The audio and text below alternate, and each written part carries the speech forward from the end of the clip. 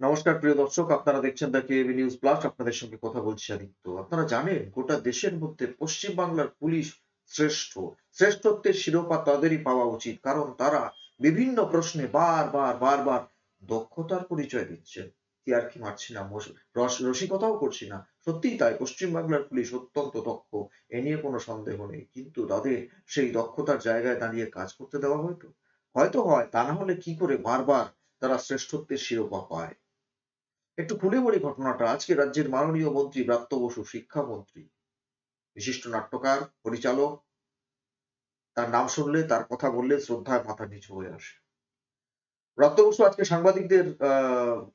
সাংবাদিকদের বিভিন্ন প্রশ্নের উত্তরে জানান যে বাংলার পুলিশ শ্রেষ্ঠ, কারণ তারাই বারবার শাসক দলের নেতা কর্মী থেকে শুরু করে কাউন্সিলর, জনপ্রতিনিধিদের গ্রেপ্তার করে এনেছে। খুব কষ্ট করে তিনটে নাম খুঁজে বের করেছেন মাননীয় ব্রাত্য বসু। আপনাদের মনে আছে সারদা কর্তা সুদীপ্ত সেন, তাকে এই পশ্চিমবাংলার পুলিশই কাশ্মীর থেকে গ্রেপ্তার করে নিয়ে এসেছিল। আর একজনের নাম আমি তো প্রায় ভুলতে বসেছিলাম, তার নাম আজকে মাননীয় ব্রাত্যবাবু স্মরণ করিয়ে দিয়েছেন। বেশ আনন্দ লাগছে। কার কথা বলছি বুঝতে পারছেন? শম্ভুনাথ কাউ। আপনাদের মনে আছে তৃণমূল কংগ্রেসের কাউন্সিলর, কলকাতা পৌরসভা নির্বাচনের দিন তার বিরুদ্ধে ব্যাপক গোলমালের একটা অভিযোগ উঠেছিল। সেই শম্ভুনাথ কাউকে গ্রেপ্তার করে এনেছিল আমাদের রাজ্যের পুলিশ, গ্রেপ্তার করেছিল। আর একজনের নাম বলতে হবে, তিনি আরাবুল ইসলাম। এই সম্প্রতি আরাবুল ইসলামকেও গ্রেপ্তার করেছে আমাদের রাজ্যের পুলিশ। আর আজকে তো শেখ শাহজাহানকে গ্রেপ্তার করেছে।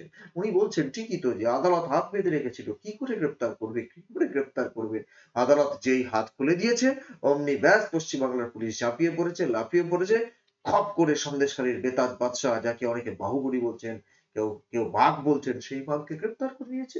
সুতরাং পশ্চিমবাংলার পুলিশ বারে তাদের দক্ষতা দেখিয়েছে, শ্রেষ্ঠত্বের শিরোপা অর্জন করেছে। আগে বক্তব্যটা শোনাই, তারপর কথা বলতেই হবে।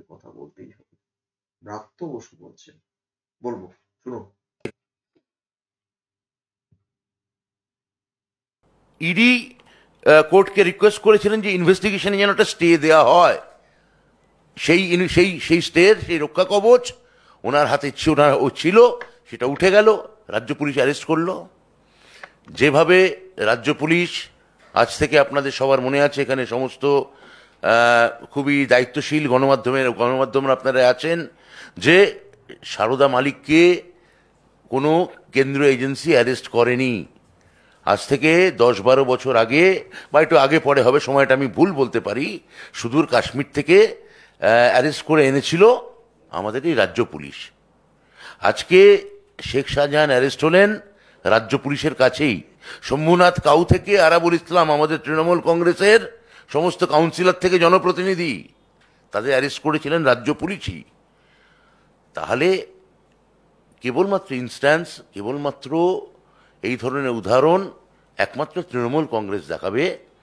বিজেপি দাবি তুলবে, টুইট করবে, এক্স হ্যান্ডেলে নানা রকম বিবৃতি দেবে, মিডিয়ার সামনে গরম গরম কথা বলবে, সততার কথা বলবে, দুর্নীতির কথা বলবে, প্রশাসনের নৈরাজ্যের কথা বলবে, আর একটিও কোনো উদাহরণ তারা সেট করতে পারবে না।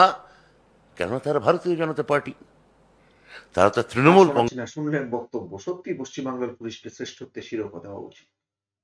কোন তিনটে নাম বলেছেন আপনাদের নিশ্চিতভাবে মনে আছে? আমি চারটে নাম বললাম। ইনফ্যাক্ট সুদীপ্ত সেন, সারদা কর্তা 1 নম্বর। 2 নম্বর কথা, তৃণমূল কংগ্রেসের কাউন্সিলর শম্ভুনাথ কাউ, তৃণমূল কংগ্রেসের প্রাক্তন বিধায়ক এবং তাজা নেতা আরাবুল ইসলাম। আজকে শেখ শাহজাহান, তাকে গ্রেপ্তার করেছে। আরো দু একটা নাম যোগ দিতে অসুবিধা কি মাননীয় ব্রাত্যবাবু? আরো দু একটা নাম আমি যোগ দিয়ে দিচ্ছি, দেখুন আপনাদের মনে পড়ে কিনা দেখুন তো। আপনাদের নিশ্চিতভাবে মনে আছে যে গরু পাচার মামলায় যে সময় বীরভূম তোলপাড় হয়ে যাচ্ছিল, তখন উত্তর 24 পরগনা থেকে একজনকে গ্রেপ্তার করা হয়েছিল, মনে আছে? আব্দুল বারিক বিশ্বাস, মনে আছে? কেন গ্রেপ্তার করা হয়েছিল? ইডি সিবিআই যাতে তাকে না পায়, দ্রুত রাজ্য সরকার নিজেদের হেফাজতে নিয়ে গ্রেপ্তার দেখিয়েছিল কার্যত। মনে আছে মাননীয় বক্তব্য? আরেকজনের নাম যদি আপনাদের সামনে বলবার চেষ্টা করি, তাহলে কি? শিব ঠাকুর মন্ডল, মাননীয় শিব ঠাকুর মন্ডল। তাকে গ্রেপ্তার, তার অভিযোগের ভিত্তিতে কাকে গ্রেপ্তার করেছিল? গ্রেপ্তার ইনফ্যাক্ট নয়, তাকে নিজেদের হেফাজতে নিয়ে নিয়েছিল রাজ্যের পুলিশ। কে সে? বীরভূমের বাহুবলী, বীরভূমের বেতাজ বাদশাহ, বীরভূমের বাঘ, চরম ঢাকের বাজনা যিনি বাজাতেন, অনুব্রত মন্ডল। কি না, শিব ঠাকুরকে কিছুদিন আগে নাকি ভয় দেখিয়েছিলেন। কিছুদিন আগে মানে 2-3 বছর আগে ভয় দেখিয়েছিলেন অনুব্রত মণ্ডল, সেই জন্য তিনি রাতারাতি মামলা করেন, টুক করে তুলে নিল, ব্যাস। নাট্যকার মানুষ তো, ক্লাইম্যাক্সটা বোঝেন, নাটকের পূর্তি বোঝেন, কোন জায়গাটা মানুষ খাবে, খুব ভালো বোঝেন মাননীয় ব্রাত্যবাবু। সেই জন্য নাটকীয় ভঙ্গিতে সবকিছু বলে বোঝাবার চেষ্টা করেন। আপনি রাজ্যের মাননীয় মন্ত্রী, শিক্ষামন্ত্রী, আপনার উপর আমাদের অনেক আশা, অনেক ভরসা, অনেক প্রত্যাশা। আপনিও রাজনীতির ঠুলিটা চোখ থেকে সরিয়ে সোজাটাকে সোজা, সাদাটাকে সাদাভাবে বলতে পারছেন না?